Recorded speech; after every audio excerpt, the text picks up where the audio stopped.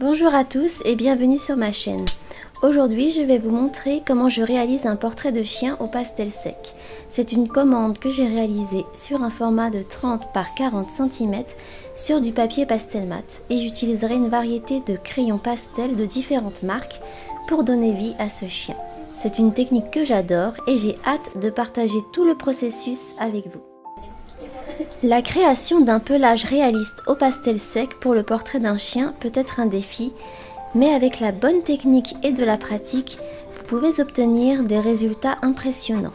Voici quelques étapes pour rendre un pelage réaliste au pastel sec. Première étape, la préparation du papier. Utilisez du papier pastel mat pour obtenir de meilleurs résultats. Le papier texturé permettra au pastel de mieux adhérer et de créer des effets de texture réalistes. Deuxième étape, le choix des couleurs. Sélectionnez une palette de couleurs qui correspond au pelage du chien que vous dessinez. Les chiens ont souvent des nuances de couleurs dans leur fourrure, alors assurez-vous d'avoir une variété de tons à votre disposition. Troisième étape, l'esquisse préliminaire. Commencez par une esquisse légère du pelage du chien pour planifier la direction des poils et les zones d'ombre et de lumière. Quatrième étape, travaillez par zone. Au lieu de dessiner la fourrure du chien uniformément, travaillez par zone. Commencez par une petite zone à la fois et assurez-vous de rendre chaque zone réaliste avant de passer à la suivante. Cinquième étape, la direction des poils. Observez attentivement la direction dans laquelle les poils du chien poussent. Utilisez des traits de pastel sec dans la même direction pour imiter le sens du pelage. Variez la longueur et la densité des traits pour créer un effet de texture réaliste. Sixième étape, le mélange de couleurs. Utilisez différentes couleurs de pastel pour reproduire les nuances et les ombres dans le pelage. Mélangez doucement les couleurs là où elles se rejoignent pour obtenir des transitions douces. Étape suivante, travaillez en couches. Construisez progressivement le pelage en ajoutant des couches de pastel. Commencez par les valeurs de base et ajoutez ensuite des détails plus fins au fur et à mesure. Les parties sombres du pelage auront souvent des poils plus épais et plus foncés.